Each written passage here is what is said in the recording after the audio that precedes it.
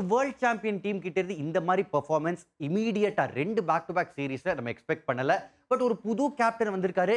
பிரசன்டேஷன்ல transition அப்படின்ற வார்த்தை use பண்ணாரு. அது உகந்ததா இல்லையா? இத பத்தி நம்ம கிட்ட தெளிவா எடுத்து சொல்றதுக்காக இங்கிலீஷ் கமெண்ட்ரில இருந்தே ஒருத்தர கூட்டு வந்திருக்கோம். Abhinav Mukund is your famous English commentator these days. Yes sir. And கூட கேபி அருண் கார்த்திக் அவர் வெரி ஓன் கேபியும் இருக்காங்க. சோ டிரான்சிஷன் ஆமா அது நடக்குதுன்றத பத்தி அபி பேச போறாரு. இல்லன்னு பேச போறாரு. Abhi we start with you. Your time starts நவ.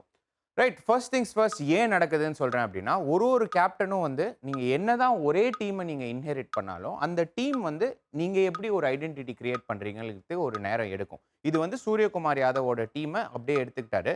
வேர்ல்ட் கப் வின்னிங் டீமா இருந்தாலும் இவரோட ஐடென்டிட்டி என்ன, இவர் எந்த மாதிரி விளையாட போறாரு அப்படிங்கிறதுக்கு கொஞ்சம் நேரம் ஆகும். அது ஒரு டிரான்சிஷன் பீரியட். ரெண்டாவது, அவரோட சேர்ந்து சீனியர் பிளேயர்ஸ் யாருமே இல்லை. இவர் வந்ததே ஒரு 2.5 வருஷம் கழிச்சு.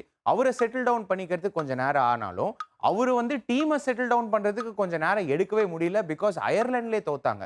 ஸோ டெஃபினெட்லி இது டீம் இன் டிரான்சிஷன் தான். பிகாஸ் அதே கோச் ரிமைன் ஆனாலும் கேப்டன் தான் head of the cricket team. ஒரு கேப்டன் நல்லா பண்ணாதான் எனக்கு தெரிஞ்சு ஒரு டீம் நல்லா ஜெயிக்கும். கோச்சால ஒரு விஷயம் தான் வெளிலேருந்து பண்ண முடியும். பட் டீம் வந்து கேப்டன் தலைமையில் எவ்வளோ நல்லா பண்ணுது, அதுக்கு அவரோட ஐடென்டிட்டியை உருவாக்கிக்கணும். கண்ணா பின்னான்னு மாற்றங்கள் உள்ளுக்குள்ளேயே நடக்குது. அது கேப்டன் நினைச்சா நிறுத்த முடியாதா? உள்ளுக்குள்ளேருந்து நடக்குதுன்னா வெளிலேருந்து டீம் செலெக்ஷன் சொல்ல வரீங்களா? இல்லைனா டீமுக்குள்ளேயே யார் விளையாடுறாங்க யார் விளையாடல? பேட்டிங் ஆடும்போது நீங்கள் சம்டைம்ஸ் கால் வெளிலேருந்து தானே எடுக்க முடியும். அதுக்கே கொஞ்சம் டைம் ஆகும். ஏன்னா இது வந்து அவருக்கு வந்த ஒரு டீம். அவர் வந்து நான் எனக்கு இந்த டீம் வேணும் அப்படின்னு அவர் செலக்ட் பண்ணல. அதுக்கு கொஞ்சம் நேரம் ஆகும். அதனால தான் டிரான்சிஷன்.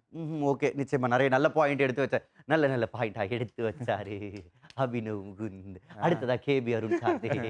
உங்க நேரம் இப்ப தொடங்குது.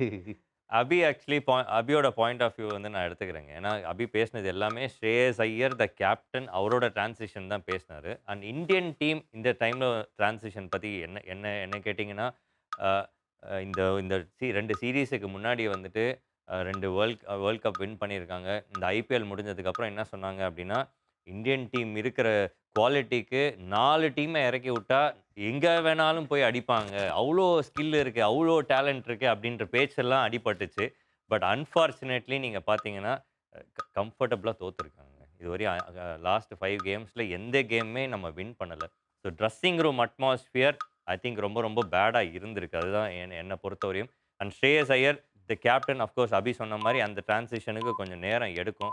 பட் ஆனால் இந்த வேர்ல்ட் கப் வின் பண்ண ஸ்குவாட்லேருந்து 9 பேர் இதே இதில் தான் இருக்காங்க. அப்படின்னும்போது கண்டிப்பாக வந்துட்டு இந்த டிரான்சிஷனுக்கான நேரமே கிடையாது. அந்த அவசியமும் எனக்கு தெரிஞ்சு இல்லவே இல்லைங்க.